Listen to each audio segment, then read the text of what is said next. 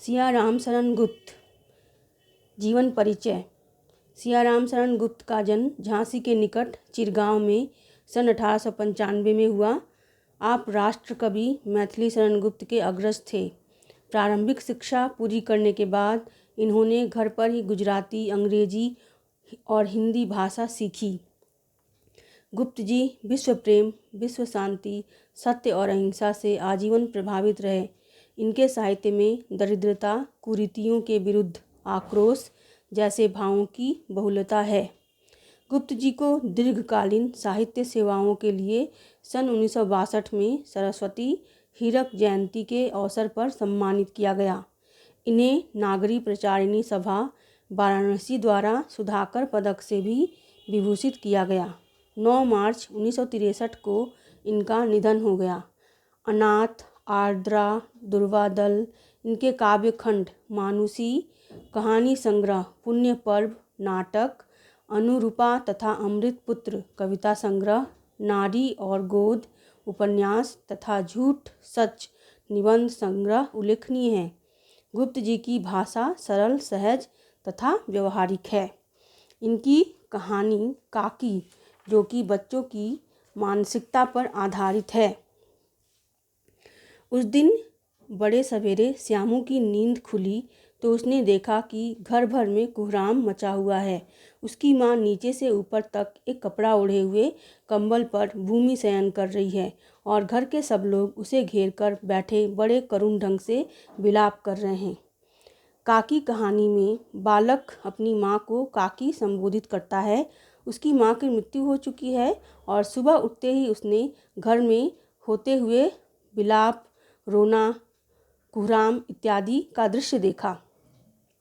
लोग जब उमा को शमशान ले जाने के लिए उठाकर ले जाने लगे तब श्यामू ने बड़ा उपद्रव मचाया। लोगों के हाथ से छूटकर वह उमा के ऊपर जा गिरा।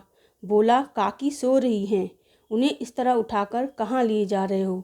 मैं न जाने दूंगा। काकी को जब लोग शमशान उठाकर ले जाने लगे तब श्यामू के लिए यह असहनीय था और साथ ही वह अबोध बालक है, उसे मृत्यु क्या है इसकी समझ नहीं थी। इस पर उसने लोगों को रोका और वे जब नहीं माने तो उसने उत्पात मचाना शुरू किया और साथ ही उसने ये भी कहा कि तुम लोग काकी को कहाँ लेकर जा रहे हो, मैं नहीं जाने दूंगा। लोग बड़ी कठिनता से उसे हटा पाए। काकी के दाह संस्कार में उसे नहीं जाने दिया। एक दासी राम राम करके उसे घर पर ही संभाले रही। लोग उसे हटाने की कोशिश करते रहे और काकी के दाह संस्कार में उसे जाने से रोकने का प्रयास किया। इसी क्रम में एक दासी अर्थात नौकरानी उसे घर पर ही राम राम करते हुए संभालती हुई नजर आई। यद्यपि बुद्धिमान गुरुजनों ने उसे विश्वास दिलाया कि उसकी काकी उसके मामा के यहाँ गई हैं, परंतु असत्य के आवरण में सत्य बहुत समय तक छिपा न रह सका। आसपास के अबोध बालकों के मुंह से ही वह प्रकट हो गया। यह बात उससे छिपी न रह सकी कि काकी कहीं नहीं, ऊपर राम के यहाँ गई हैं। काकी के लिए कई दिन तक लगातार रोते रोते उसका रुदन तो क्रमशः शांत हो गया, परंतु शोक शांत न हो सका। वर्षा के अनंतर 1-2 दिन में ही पृथ्वी के ऊपर का पानी तो अगोचर हो जाता है, परंतु भीतर ही भीतर उसकी आर्द्रता जैसे बहुत दिन तक बनी रहती है। वैसे ही उसके अंतस्थल में वह शोक जाकर बस गया था। वह प्रायः अकेला बैठा बैठा शून्य मन से आकाश की ओर ताका करता। कुछ बड़े बुजुर्गों ने, बुद्धिमान लोगों ने उसे विश्वास दिलाया, भरोसा दिलाया कि उसकी काकी मामा के घर गई है, लेकिन झूठ अधिक दिन तक छिप न सका और यह सत्य उजागर हो गया कि काकी राम के पास गई हैं और यह सत्य उसके ही उम्र के कुछ अबोध बालकों के मुंह से प्रकट हुआ। यह बात जानकर उसका रुदन तो धीरे धीरे कम हो गया, अर्थात उसका रोना क्रमशः कम हो गया, परंतु उसके मन में जो दुख था, जो व्यथा थी, वह पीड़ा उसको चैन से रहने नहीं देती थी। और इसके मर्म को उजागर करते हुए लेखक ने कहा है कि वर्षा के बाद जिस प्रकार पृथ्वी के ऊपर का पानी अदृश्य हो जाता है, गायब हो जाता है, परंतु उसकी नमी, उसका गीलापन भीतर ही भीतर रहता है, उसी प्रकार श्यामू के हृदय में, उसके मन में वह दुख जाकर बस गया था, बैठ गया था। और इसी वजह से वह सूने आकाश में निरंतर ताका करता। एक दिन उसने ऊपर आसमान में पतंग उड़ती देखी। न जाने क्या सोचकर उसका हृदय एकदम खिल उठा। विश्वेश्वर के पास जाकर बोला, काका मुझे एक पतंग मंगा दो। एक दिन श्यामू जब आसमान में उड़ती हुई पतंग को देखा, तब वह पता नहीं क्या सोचकर एकदम से प्रसन्न हो उठा, उसका मन खिल उठा और विश्वेश्वर के पास जाकर उसने कहा, काका मुझे एक पतंग मंगा दो। विश्वेश्वर अपनी पत्नी की मृत्यु के बाद निराश हो चुके थे। पत्नी की मृत्यु के बाद विश्वेश्वर अन्यमनस्क रहा करते थे। अच्छा मंगा दूंगा कहकर वे उदास भाव से कहीं और चले गए। विश्वेश्वर बाबू से जब उसने कहा तो उन्होंने उसे मंगाने की बात कहकर कहीं और जाने का कार्य पूरा किया। श्यामू पतंग के लिए बहुत उत्कंठित था। वह अपनी इच्छा किसी तरह रोक न सका। एक जगह खूंटी पर विश्वेश्वर का कोट टंगा हुआ था। इधर उधर देखकर उसने एक स्टूल सरकाकर रखा और ऊपर चढ़कर कोट की जेबें टटोली। उनमें से एक चवन्नी का आविष्कार करके वह तुरंत वहां से भाग गया। श्यामू पतंग के लिए बहुत उत्कंठित था। वह पतंग को बहुत जल्दी पाना चाहता था। वह अपनी इच्छा किसी तरह से रोक नहीं पा रहा था। उसने विश्वेश्वर के पैसा न देने पर खूंटी पर टंगे हुए कोट से पैसे निकालने का कार्य किया और इसके लिए उसने सबसे पहले स्टूल को सरकाया और उसके ऊपर चढ़कर कोट की जेबें टटोली। उनमें से एक चवन्नी का आविष्कार करके वह तुरंत वहाँ से भाग गया। अर्थात उसने एक चवन्नी 25 पैसे जेब से निकाला। सुखिया दासी का लड़का भोला श्यामू का समवयस्क साथी था। श्यामू ने उसे चवन्नी देकर कहा, अपनी जीजी से कहकर चुप चुप अर्थात गुपचुप एक पतंग और डोर मंगा दो। देखो खूब अकेले में लाना, कोई जान न पाए। सुखिया दासी का लड़का अर्थात एक नौकरानी का बेटा जो भोला है, श्यामू के ही उम्र का है और उसका साथी है। श्यामू ने उसे चवन्नी दे दिया और कहा, अपनी जीजी से कहकर गुपचुप अर्थात चुपचाप एक पतंग और डोर मंगा दो। देखो खूब अकेले में लाना अर्थात इस बात को किसी को बताना नहीं। पतंग आई। एक अंधेरे घर में उसमें डोर बांधी जाने लगी। श्यामू ने धीरे से कहा, भोला किसी से न कहो तो एक बात कहूँ। भोला ने सिर हिलाकर कहा, नहीं किसी से नहीं कहूँगा।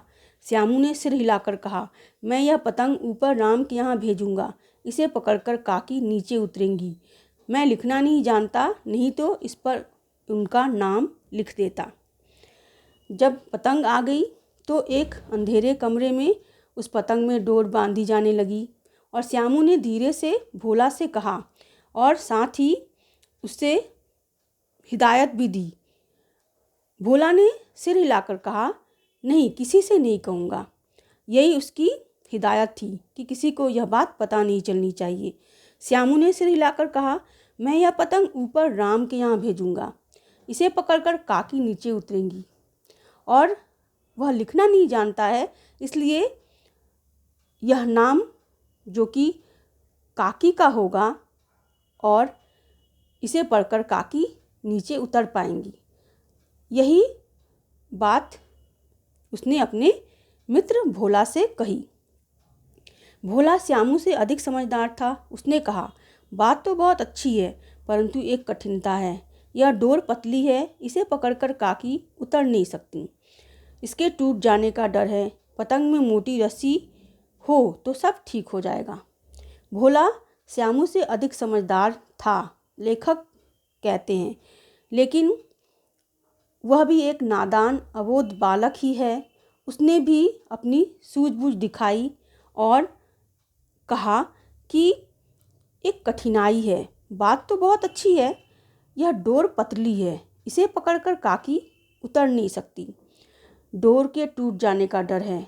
अगर पतंग में मोटी रस्सी हो तो काकी ऊपर से नीचे आराम से उतर पाएंगी।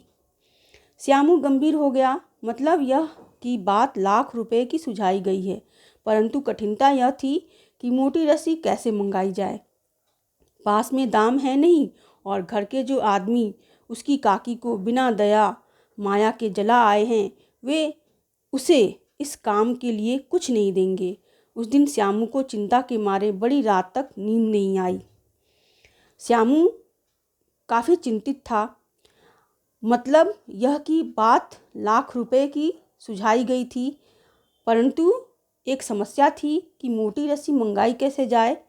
उसके पास पैसे नहीं थे और घर के लोगों के बारे में वह कहता है कि वे इतने निर्दयी हैं कि उन्होंने काकी को बिना दया माया के शमशान ले जाकर जला दिया।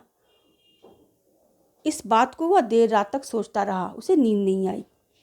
पहले दिन की तरकीब से दूसरे दिन उसने विश्वेश्वर के कोट से 1 रुपया निकाला, ले जाकर भोला को दिया और बोला, देखो भोला, किसी को मालूम न होने पाए, अच्छी अच्छी 2 रस्सियाँ मंगा दे। 1 रस्सी ओछी पड़ेगी। जवाहर भैया से मैं एक कागज़ पर काकी लिखवा रखूँगा। नाम की चिट रहेगी तो पतंग उन्हीं के पास पहुँच जाएगी। पहले दिन की तरकीब से अर्थात पहले दिन के उपाय से दूसरे दिन उसने अपने काका विश्वेश्वर के कोट से 1 रुपया निकाला, ले जाकर भोला को दे दिया और कहा कि किसी को भी पता नहीं चलना चाहिए। अच्छी अच्छी 2 रस्सियाँ मंगा दे, 1 रस्सी ओछी पड़ेगी अर्थात 1 रस्सी छोटी पड़ेगी। जवाहर भैया से मैं एक कागज़ पर काकी लिखवा रखूँगा। उस नाम की चिट रहेगी तो पतंग उन्हीं के पास पहुँच जाएगी। अर्थात जब काकी नाम लिखा रहेगा पतंग पर तो वह काकी के पास ही पहुँच पाएगा।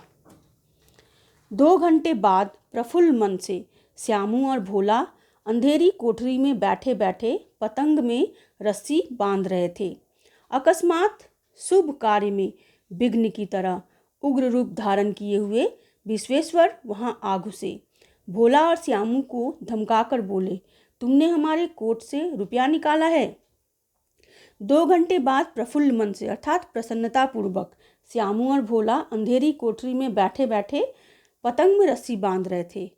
अचानक शुभ कार्य में एक बड़ी रुकावट आ गई और उग्र रूप धारण किए हुए अर्थात क्रोधित मुद्रा में आकर विश्वेश्वर वहाँ खड़े हो गए। भोला और श्यामू को धमकाकर बोले, तुमने हमारे कोट से रुपया निकाला है। भोला सकपकाकर एक ही डांट में मुखबिर हो गया। बोला, श्यामू भैया ने रस्सी और पतंग मंगाने के लिए निकाला था। भोला सकपकाकर अर्थात सहम कर डर कर एक ही डांट में मुखबिर हो गया अर्थात उसने सारे भेद खोल दिए और बोला, श्यामू भैया ने रस्सी और पतंग मंगाने के लिए निकाला था। विश्वेश्वर ने श्यामू को 2 तमाचे जड़कर कहा, चोरी सीख कर जेल जाएगा। अच्छा, तुझे आज अच्छी तरह समझाता हूँ। यह कहकर फिर तमाचे जड़े और कान मलने के बाद पतंग फाड़ डाली। अब रस्सियों की ओर देखकर कहा, ये किसने मंगाई? विश्वेश्वर ने श्यामू को 2 तमाचे मारे, साथ में ये भी कहा, चोरी सीख कर जेल जाएगा। अच्छा, तुझे आज अच्छी तरह समझाता हूँ। अर्थात उन्होंने उसे डांटा, फटकारा और पीटा भी। यह कहकर फिर तमाचे जड़े और कान मलने के बाद पतंग फाड़ डाली। पहले तो उन्होंने उसे पीटा और फिर पतंग को भी उन्होंने फाड़ दिया। अब रस्सियों की ओर देखकर कहा, ये किसने मंगाई? और रस्सियाँ भी जब उन्हें दिखाई दी तब उन्होंने रस्सियों के बारे में पूछताछ शुरू की। भोला ने कहा, इन्होंने मंगाई थी। कहते थे इनसे पतंग तान कर काकी को राम के यहाँ से नीचे उतारेंगे। भोला ने श्यामू का नाम बताते हुए कहा कि श्यामू ने यह सुझाव दिया था कि वह पतंग तान कर काकी को राम के यहाँ से नीचे उतारेगा। विश्वेश्वर हतबुद्धि होकर वहीं खड़े रह गए। उन्होंने फटी हुई पतंग उठाकर देखी। उस पर चिपके हुए कागज पर लिखा हुआ था काकी। विश्वेश्वर कुछ भी सोच पाने की अवस्था में नहीं थे।